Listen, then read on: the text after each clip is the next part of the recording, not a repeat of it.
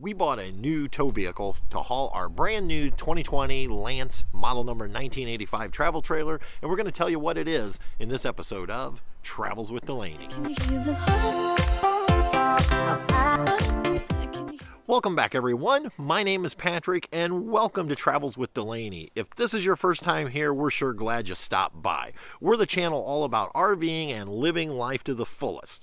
Now, earlier this summer, we purchased this 2020 Lance model number 1985 travel trailer, and at the time we were upgrading from our new Camp Tab 400 and we were towing it with a 2015 Toyota Tacoma. Now the Tacoma actually pulled this trailer pretty well, but unfortunately we were maxed out on weight, and so we decided after a couple tows that we needed to upgrade our tow vehicle. And so in this video I want to share with you what we actually ended up purchasing. Stay to the end of the video and I'll tell you exactly what we paid for this vehicle. If you're a regular on our channel, you already know that we ended up purchasing this 2017 Toyota Tundra Limited TRD Offroad.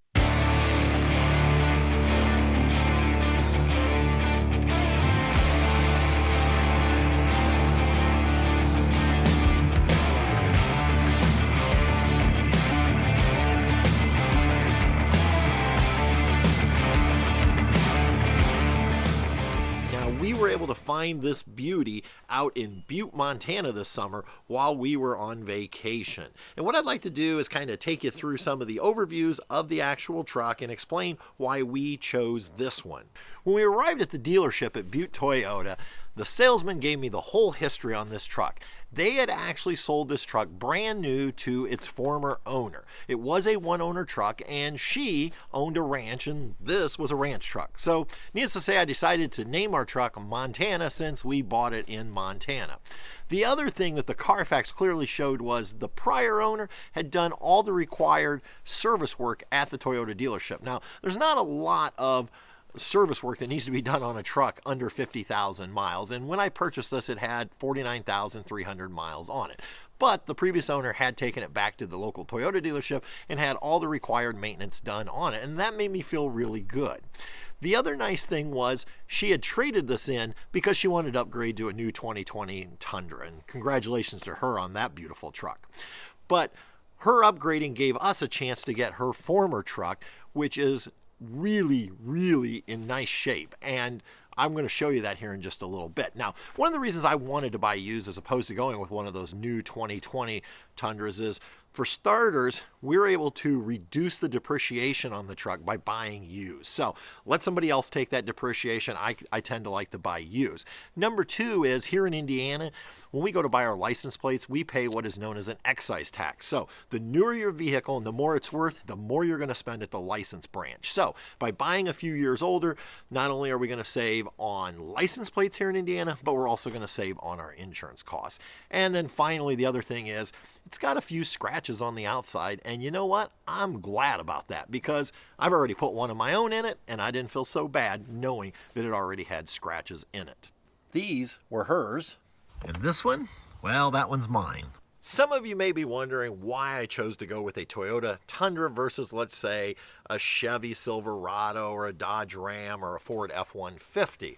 Well, one of the main reasons is we've been driving Toyotas for years, and this is actually my second Tundra. My original Tundra was a 2008 that I put over 165,000 miles on and had it for over 8 years, and I absolutely loved it. But what I really love about the Toyota products is they hold their trade-in value. This has a 5.7 liter V8 I-Force engine. This thing does 381 horsepower with the way this particular truck is configured. There's plenty of power in this truck, especially pulling our Lance trailer that can only weigh up to 5,700 pounds, 4,900 pounds dry. And that's one of the reasons I really like this truck. It has tons of power and it has oversized braking capabilities. So no issues getting up the mountain, no issues coming down the mountain. The truck has 18-inch Michelin tires on it. Now these are the original tires, and probably within the next 10 to 20,000 miles these are going to need to be replaced, but I'm going to be putting the same things on because I'm a huge fan of Michelin tires. One other thing that I really like about the Tundra for towing capabilities is the actual wheelbase. The wheelbase comes at an impressive 145 inches, providing good stability when towing our trailer. Now you may be wondering why there's all these little black dots all the way around the front and rear bumpers. Well, this truck comes with all those great safety features. So if I get too close to somebody in front of me, it's going to let me know, and it'll actually do it based on the corners or the whole front bumper. Same way when I'm backing up, because it does have the rear view camera. Not only can I see what I'm backing into, or should be able to see, and it will also alert me. Now, when I'm towing my trailer, you have to shut the system off because it thinks you're too close to something, and you are. It's your trailer. So you do have to disable the switch on the inside, which is real easy. It's just a button, but that will disable. And that's how I put that little ding in the back. We had just ended up unhitching. I was trying to bring the truck in at an angle and didn't realize I was a little too close to the trailer. Oops. But again, that's why I like buying used. I already had a few scrapes and scratches, so mine just adds to the character and the story of this truck. Are you enjoying this video? If so, I'd sure appreciate if you give it the old thumbs up and leave us a comment down below. What kind of tow vehicle do you use to tow your RV or small trailer or whatever? Those comments help our video with the YouTube algorithm so that more people will see it on their home screen. All right, let's get right back to the video. The Tundra came prepared to tow a trailer. It has a transmission cooler. It also has a radiator cooler, an oversized battery. It has the hitch integrated into the frame on the back, and it has both the 4 and the 7-pin plugs, making it perfect for towing. Also, when we jump inside the cab, this particular model already has a brake controller built right into the dash, which is something I've always wanted. One of the features I'm really excited about with towing is right here at the fuel tank. Most Tundras come with a 26-gallon fuel tank. With the Limited, 38 gallons. It's going to come in really handy next summer when we head up to Alaska. And while we're talking about fuel, I can tell you that so far with this truck, we're averaging about 10.5 miles per gallon when we're towing our trailer. Now, obviously it drops down a little bit if there's a lot of incline, but on flat surfaces, we're getting a little bit better. And obviously our speed has a lot to do with it. With this truck, I can actually run speed limit with no issues. Now, as far as when we're not towing, I'm still trying to get a sense of exactly what it does. If I'm just running into town, which is about a 15-minute driving back, then I'm lucky to average about 15 miles a gallon. Now, the one time that I did about a 100-mile round trip, then I was getting over 18 miles a gallon. I think it's actually rated for about 17 and 13, so we'll see. The bed on this particular truck is 6.6 feet. Now, we have what's known as the double cab. It means there are 4 doors on the truck, and there's still a pretty good size back seat. Now, you can actually get in the Tundra what's known as a crew max. That's going to give you an extra foot in the cab, but you're going to lose a foot here in the bed. And personally, I'd rather have that extra foot back here for room to store. Now, this particular truck already had a soft tonneau cover on it, and it works perfect. And it also had the Tundra rubber mat in it. Now, it doesn't have the sprayed-on bed liner that I normally like, but I have decided to go ahead and go with this route for the time being because I honestly want to save the weight of doing a sprayed-on bed liner. Speaking of weight, our trailer dry is 4,900 pounds, and it can be loaded to 5,700 pounds. The tongue weight on this thing is about 600 pounds and can go as high as 800 pounds depending on how you load it and whether you're carrying a full 45 gallons of fresh water, which just happens to be on the front end of this trailer. So what is the Tundra capable of pulling? Well, not all Tundras pull the same, and so when you go to buy a truck, make sure you look at the towing specifications for the specific truck that you're buying, because even these Tundras can really vary. Now, I'm going to give you the specs on this particular one, but just know they can actually go lower or they can go higher depending on what truck you buy. But on this limited TRD Offroad, we have about 15,360 pounds of combined weight rating. So that means when the truck is actually hooked up to a trailer and we go to the scale, we should not exceed 15,360 pounds. Now, the truck says it's rated to pull 9,100 pounds, but I can tell you right now, based upon the weight of the truck, and by the time we put passengers in it and what we're carrying back there, it's not even close to that. Which brings us to a very key statistic on these trucks is what is the gross vehicle weight rating, and on this one, and I believe on most Tundras, is 7,100 pounds, and the payload on each Tundra can really vary. So in our case, we're rated for about 1,300 pounds. Now that's on the low side. Now I have seen Tundras rated for less, especially if they have the smaller engine in them, but I've also seen them rated up pushing 1,550 pounds. Sadly though, the payload on this particular truck is only about 200 pounds more than our Tacoma was. So that's something to be aware of. Now, as far as a hitch rating, I believe this is rated for 950 pounds. So even if we're fully loaded at 800 pound tongue weight, we're fine as far as worrying about the hitch weight. But just remember, when I hitch up, that's going into my payload. So if we're only rated for 1,300 pounds payload and I'm putting 800 pounds on the tongue of the truck, that is significantly reducing us to where there's just about enough weight left for Patty, my wife, myself, and our two dogs, Truman and Bess. I can tell you, after pulling this trailer home from Montana all the way back to Indiana, and now we've been out to Pennsylvania, we made a couple trips to Ohio, plenty of power, so I'm not really worried about that. I've been to the Catskills multiple times, and by shifting some weight around and running with less fresh water, we're still under, and we're definitely way under in terms of gross combined weight rating. Now this truck can comfortably seat 5 people because there's a bench seat in the back that can technically seat 3, and then it has the bucket seats in the front which can seat 2. Now my particular truck has leather, and I have to tell you, the person who owned this truck really took care of it. I mean, the inside, when we crawled in, it felt like a brand new truck. The leather's in excellent shape and just well maintained. What I love is that we have a 6-way power seat for the driver's side. We have a 4-way powered seat for the passenger side, and both seats are heated. Now, in this particular model, they are not a cooled seat, but in a upper level package on the Tundras, you can actually get a cooled seat.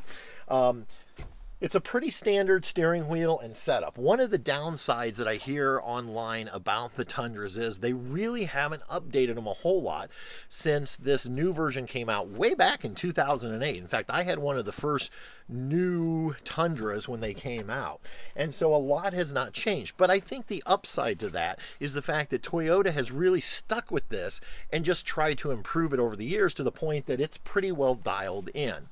And so it looks a lot like my 08 Tundra on the inside, but it definitely has some nice upgraded features on it that I did not have in my original Tundra. And one of those things that I mentioned already is I love this built-in brake controller that is right over here.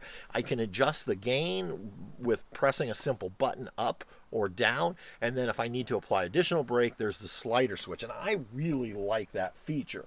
Now this particular model also has an upgraded sound system, so it has the Sirius XM built right into the truck, which I love because I was able to throw away my little add-on adapter so I could have my Sirius XM. It also has the built-in navigation. Now I'm not a big fan of Toyota navigation, partially because they use an SD card or a micro SD card for the maps, and the only way you can update them is to actually go to a Toyota dealership or go online and order a brand new card to update the maps. And unfortunately, this is not a cheap upgrade. I actually talked to the sales or the parts department in Butte before we took possession and asked them what it would cost to upgrade to the 2020 maps, and I believe it was like $170. So I really don't like that, unlike portable GPSs that you plug into your computer and you can update them to the up-to-date. And we've already found, and we found this on the Tacoma, and we also found this on the 4Runner. All of those had that built-in GPS, and we would end up in some places that were not where we were supposed to end up. And so I think the navigation on this works fine in terms of the long distance, but when we start getting close to a destination, we're pulling out our iPhones and using Google Maps. I love the shifter right here. It's easy, it's out of the way, and there is a tow haul mode on this truck, so when we are pulling, we can go ahead and use the tow haul mode, which is what Toyota recommends. They also recommend that you go over into shift and you run in 4th gear. However, our service department told me that 5th gear is fine on this Tundra, especially with the size trailer, and it just tows really, really well. In addition to your passenger actually having an automatic seat that they can adjust, they also are going to get their own thermostat that they can adjust. So yes, this has the dual zone thermostat, so the driver can set the temperature they want and the passenger can set the temperature that they want. In the center of the truck is a really large console. Now this is deep. You can store a lot of items down in it, and you do have 3 cup holders right here in the front. We also have a decent sized glove box where you can store your owner's manual and a few extra items. And the doors also have molded pockets, which will have places to hold bottles and a few other items. Like I like to keep a pair of leather gloves over in mine, and there's a good place for me to stick them without losing them. The last thing I'll mention up front here is I do have, with this particular truck, the auto dimming rear view mirror, and it has the built-in compass, which I do kind of like, kind of gives you which direction you're headed.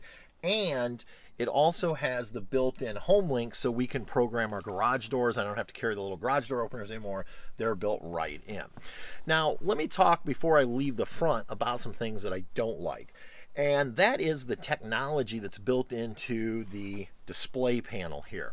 So this actually has less on it as a 2017 Tundra than what my 2015 Tacoma had on it. So let me just give you one quick example. My Tacoma, I could actually go ahead and bring up a digital speedometer.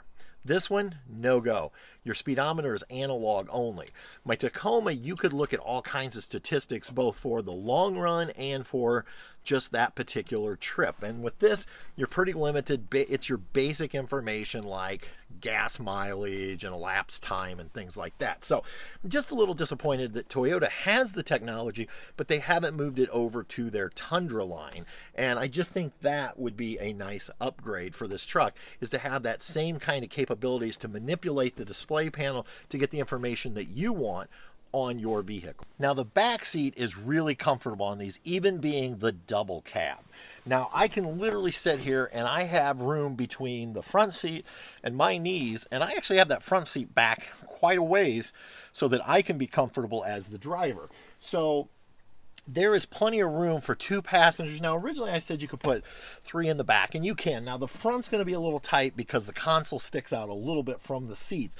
But you could definitely do 2 adults and a child back here very comfortably. There is in the center console a place to drop down for a couple cup holders, and there is a 12-volt outlet. The only place you're going to find a USB port on these Tundras is going to be up front, and there is one up there, so we can plug in. But I just think it would be a nice feature for anybody that's in the back seat, especially if you have children, so that they could keep their devices charged. Now the back seat is what they believe referred to as a 70-30 split. So you have one large section and you have this smaller section. And to actually open this back seat up is really easy. We just go ahead and pull up on this lever and lift up. And we can do the same thing on the other side to create quite a cargo carrying space.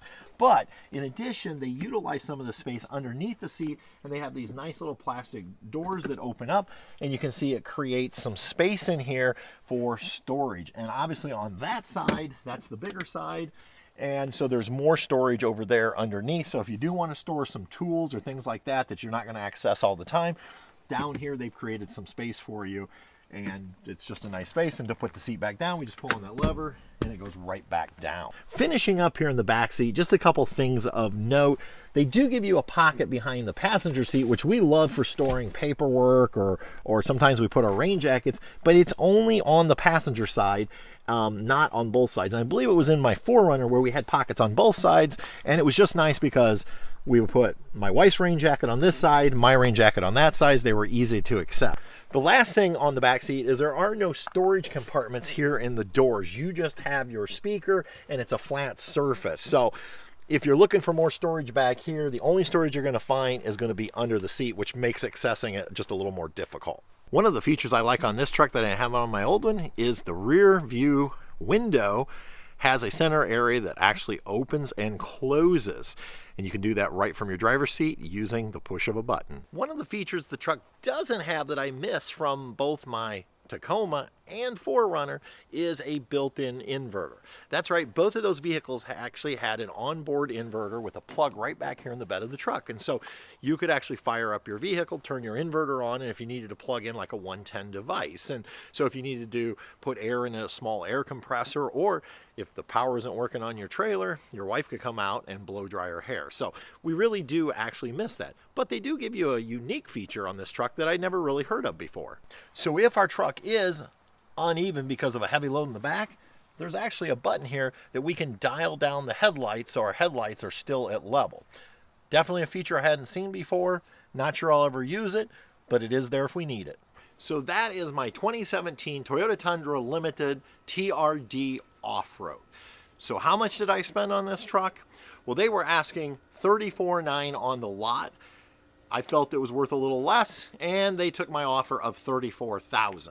They ended up giving me $24,000 on my Tacoma, which I thought was a very fair trade because Kelley Blue Book was showing it at about $23,000.